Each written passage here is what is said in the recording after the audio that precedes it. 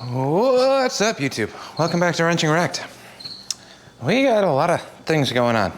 I spent all of yesterday cleaning up here finally. So tractor's back in, glow plug, well, not glow plugs, but block heater is hooked up to the diesel compressor.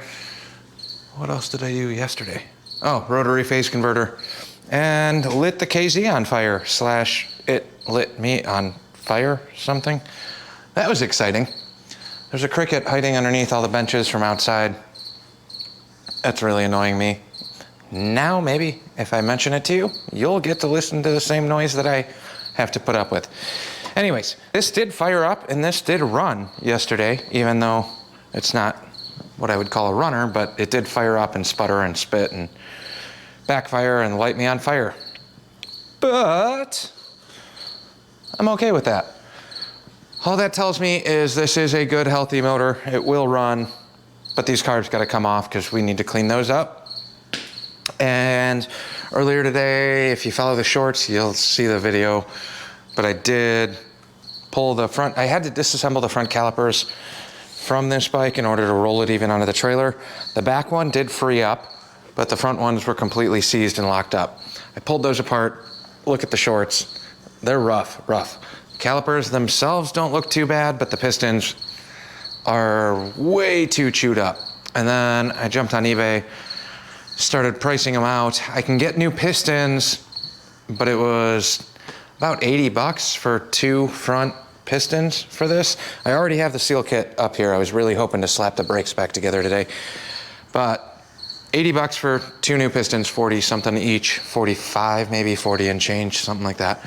Roughly 100 bucks, under 100 bucks for new pistons with the new seals in the old calipers. I also found a set of pretty good looking front calipers for this bike for $78 shipped, already disassembled with the pistons out. We already have the seal kit. I figure if I have 4 calipers here instead of 2, we can kind of mix and match and make something work with that. So right now, in terms of parts, I don't have the exact dollar amount. I will do that in one of the next videos, but I got this bike for free. So I have $0 into it. My brother knows I'm just gonna put it together and list it for sale and sell it. He said, take it, fix it, do something with it, keep whatever it is. So we don't have a ton of money into this bike, which is fine, because that's how you want to get them. I would not have paid more than, as it sat, having to take the brake calipers off and bring it, I wouldn't have paid over $400 or $500 for this. But floating a little bit of parts and labor, I don't mind just getting it going. I know it runs now, despite the giant fireball. That's kind of where it sits. I have a new master cylinder for it. That wasn't that expensive because that's like a Chinese Amazon repop.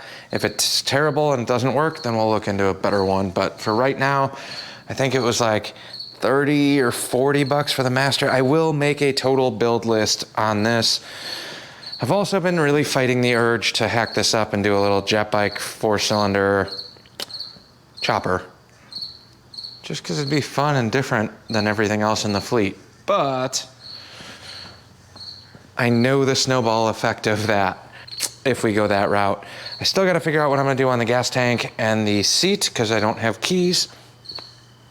So we'll figure that one out. But for today, main goal, get these carbs off and then I can start disassembling and doing a rebuild on that.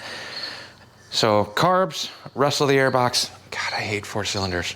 This is literally why I stopped working on jet bikes, because I hate dealing with old, crusty, 40, 50-year-old rubber boots that no longer have any pliability to them, trying to wrestle airbox plus carbs plus intake out of a triangulated super tight fit frame. I mean, you can see the airbox literally runs from these boots flush against the battery tray, needs to somehow come through here but not through the triangle section.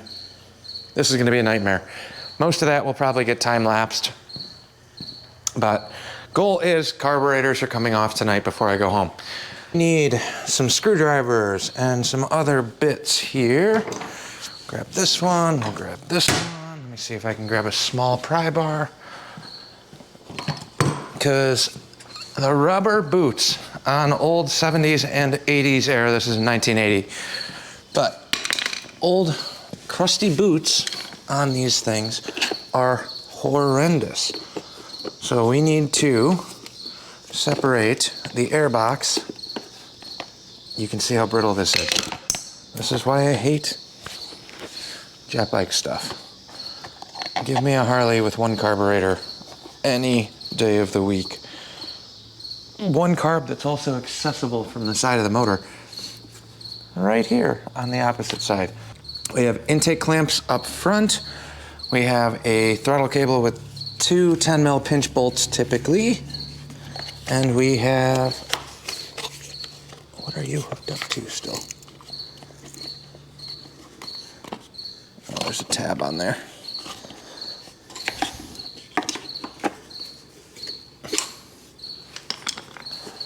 Okay. Try and get this off the carbs first. All right, those are loose. The airbox is loose enough. I'm off the top flange of the carbs. And we got the 4 bolts all the way through, which are still loose. No wonder it ran so poorly. I didn't have these tight. Not that that would make that much of a difference, but we'll loosen these guys way up.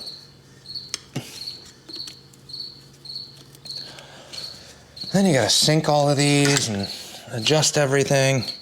It's really just a vacuum gauge trying to make sure they're as even as possible, but it's just kind of a nightmare. We'll get these all super loose. Did soak them the other day with some PB Blaster or something. I don't even remember what I sprayed. WD-40 maybe. That would make more sense because that's much more common for me to have sitting here. And which way do we want to go here? Do I have to pull the whole battery tray out? Probably. 10mm bolts on here on the battery tray are already loose. I might have to grab a 10mm to pull the battery itself. Let's see.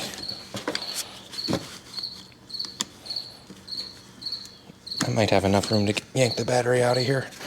We'll leave this thing charging.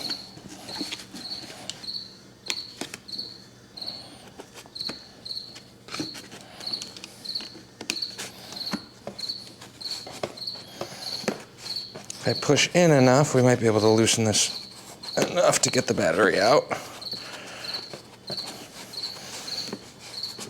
Especially on the hot side, you want to make sure you don't let the screwdriver hit anything metal, because that would be quite a spark show.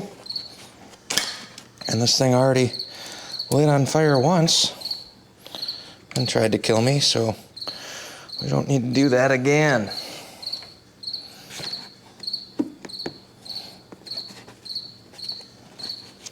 But this is working. So we'll loosen the terminals, yank the battery. We'll pull the battery tray because the bolts were already loose, nice and easy. That'll give me a little more wiggle room. Now our battery's free. Battery tray can come out. We're gonna have some electronics hooked up below this too. What's still on here? Regulator rectifier. One. Is that the only one? 2. Regulator, rectifier.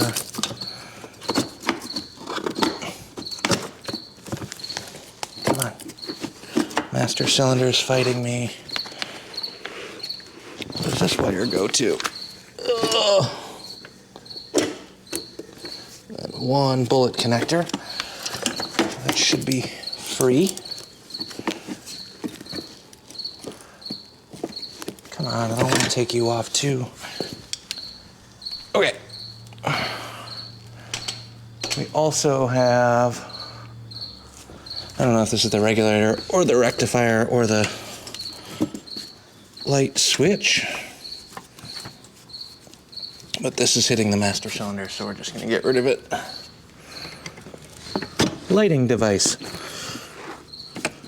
Oh, so much extra junk that doesn't need to be on here. But we're not trying to change too much yet. If we decide to chopperize this, then all these bits go away. We just need it to run. Yet, I haven't decided. I know how, well, hopefully you do too, but there is a snowball effect when it comes to doing stuff like this. Could I build a budget-friendly, super cheap, weld the swing arm together chopper? Yes. Does that sound fun? Also yes. Ooh, that looks nice and melty.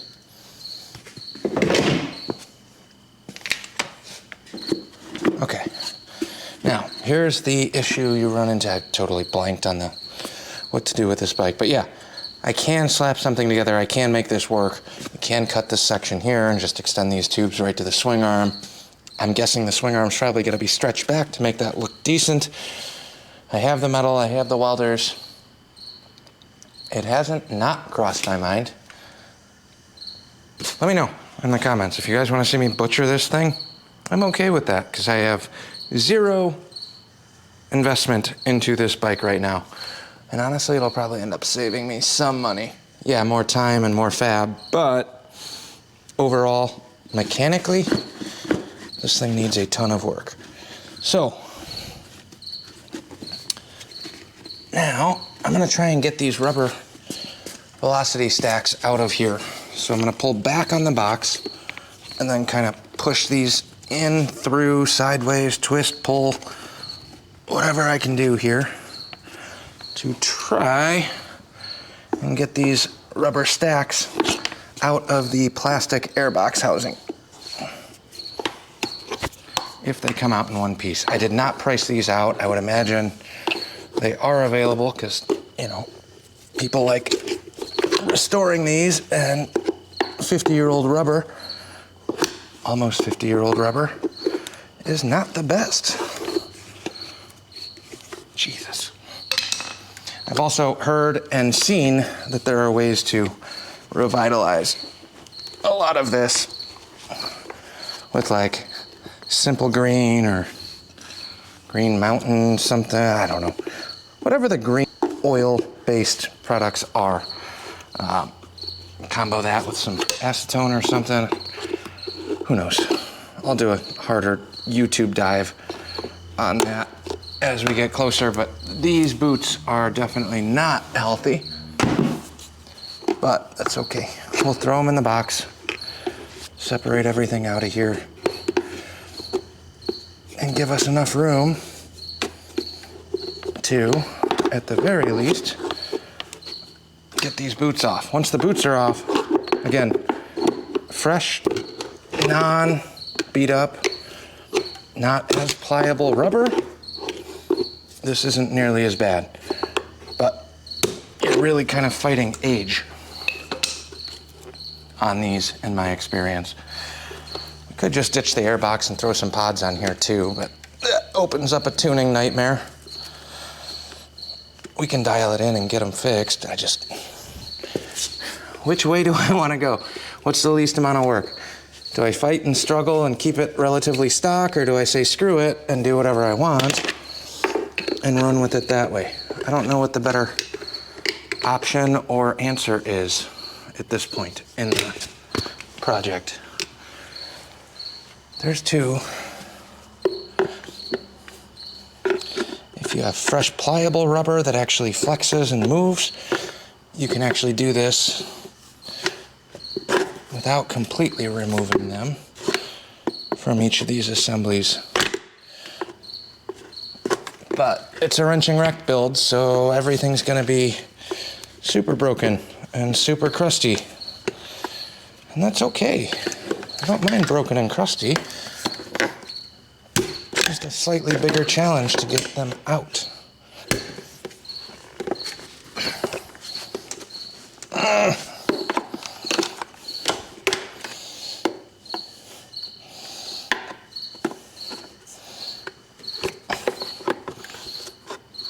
You can see how stiff all of this rubber is.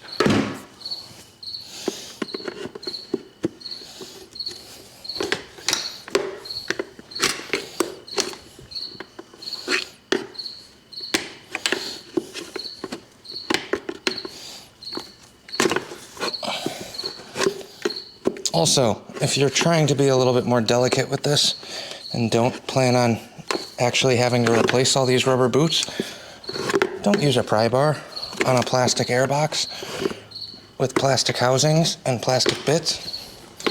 For me, if we can revive these, we'll try. But worst case, if I gotta spend another 50 bucks on them. Oh man, these intake boots are tight. Anyways, that is our carburetors off of the rack. So I'm gonna sneak them through one direction. Now, we have our carburetors off. I'll price out intake boots and all that. This sucks. I'm spending way more money than I wanted to. I was hoping for a quick and easy, get it running, going down the road. But even to get the mechanicals done, not including oil filter, fluids, any of that other crap, or trying to dial in the rest of it. Rough numbers off the top of my head, don't quote me on it, I will price this out. I am, I think 45 or 50 bucks for a ignition switch with a push button that still works. 30 to 50 for a master cylinder. 30 to 60 for the rubber brake rebuild kit. 100 on the pistons. And then I'm hoping I can get by with just a carb clean on here. Another, oh, the battery. I actually did luck out on the battery. I went over to the interstate down the road.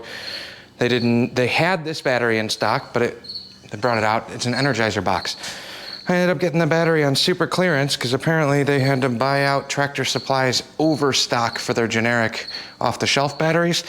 So I got that battery for 45 or 50, I think it was under 50 bucks.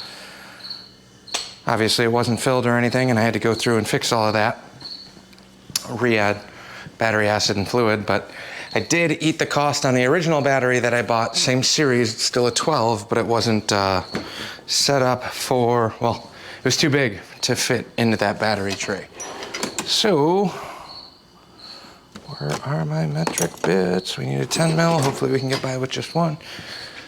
So we did do okay on the battery part, at least. I just have two now, but I don't mind having an extra battery on the shelf just for test and diagnosis and stupid things like that. Now, back on the bike. Carburetors, you got a 10 mil. These are adjustable, but we're gonna loosen the jam nut up top. I'm gonna spin this around. I'm doing the top one just because it's more accessible than the bottom one with the bracket being on there. And maybe I can get to the bottom one a little bit. Nope. So we get to spin this out enough. We'll leave the lower one alone, and then we know when we put this back together, all we gotta do is tighten down the upper jam nut on, oh, come on. Never mind. It's gonna be a pain in the ass. Honestly, the bores of these don't look too bad. It's the internals that I know definitely need a ton of work. But let's get the cable off first. That'll give me some more wiggle room. Come on. Stupid bank of 4 carburetors. You only need one. I actually have seen, there's a lot of guys on these KZs that do a 4-into-1 conversion. Sorry, 4-into-2 conversion. And unfortunately on this, I like the idea of that. Less carbs is better in my opinion. But unfortunately, I was hoping to leave the adjuster on there. We're not gonna be able to. You gotta loosen that lower one all the way out because this will not clear the fitting for the 10 mil threads, or 6 mil threads with the 10 mil nut. You gotta actually be able to pull this up enough and slide the cable through. But there we go. Carburetors are off.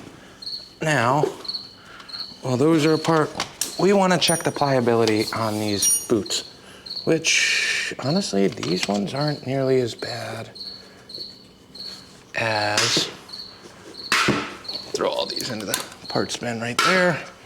Yes, they're hitting the gas tank, and no, I do not care. Okay, so these actually are not nearly as bad as the Velocity stack side. So when I get home, I will be And none of these vacuum lines are gonna get hooked back up. We don't care about the emissions part, right? I don't think so. We'll make sure we keep the little vacuum nipples on here like we had. Oh, look at that, that one got charred. So these we're gonna have to disassemble, clean out the jets. It was taking throttle, but I definitely think they're just gonna need a little bit of love in there. They are vacuum carbs, it looks like. Yeah, vacuum diaphragm styles. Not too bad. I don't know when the GoPro died, but I was kind of showing you the carbs. They are CV, constant velocity. There is a diaphragm on the top of these. Didn't pull them apart completely, but mechanical sides, typically when you open them, they open all the way. These, the butterfly opens, but the diaphragm stays closed, which tells me, well, that and physically looking at them. These are 100% diaphragm carbs, which makes sense for the 80s. There's your diaphragms up top. And if you look at all of the fuel, I've got them sitting there upside down, trying to drain some of the gas out before I move these, because I don't need gas stinking up my truck. All of the gas and fluid that poured out of these came out of 2 carburetors.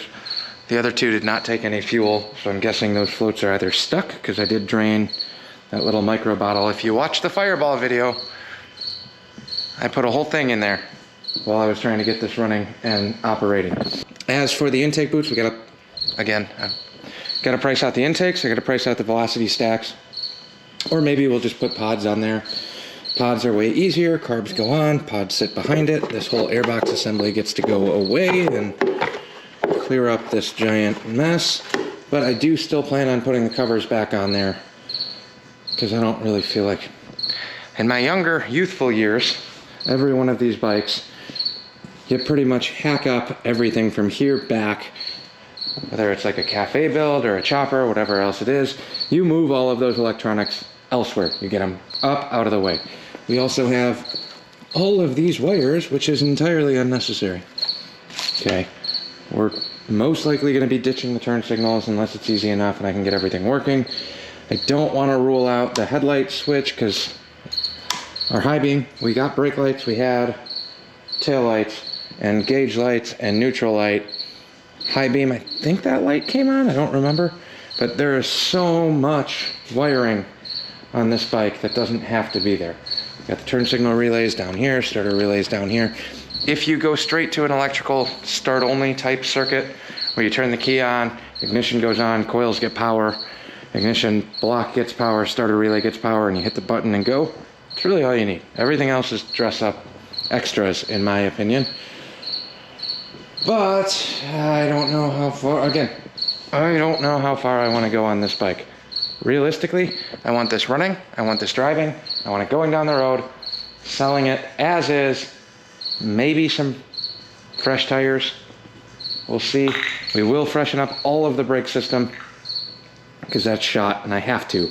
But it's the, how much will it actually take to get this reliably going up and down the road? And by reliable, I mean regularly starting. If you get caught in the rain and these cracked coils get wet, fine. You can address, you can deal with that, but that's not going to be a me problem. I'm not taking on an entire restoration or an entire full mechanical once-over. I won't lie about it in the ad. It will say, needs tires and coils, and this is what I would do next for somebody else. But in my opinion, these types of bikes are the ones that go to young kids kind of just getting into it, and I love helping those kids out. Like, I do the same thing with the mopeds, I do the same thing with any of the, even the Harleys and Sportster stuff, Ironhead stuff. We have choppers, we have fun, sketchy choppers that are not easy to ride. They are not user-friendly, they are not your, I want to get a chopper as a first bike and then figure it out.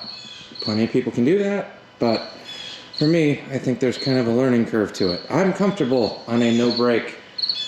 I know I saw in one of the comments, I think it was this Ironhead, oh, no brakes? That's cool, unless you actually have to stop or something. I've been riding brakeless for 4 or 5 years. Is it the best? No. Have I had drum brake only Ironheads with no front brake and a spool hub? Yes, it's sketchy, but it changes the way you kind of ride. If somebody's gonna pull out into my lane and clip me, I'm going down either way, brakes or no brakes. But people pulling out in front of you, those types of situations, you gotta be cautious of it if you're not running brakes. Like, Don't jump on and ride like every other bike.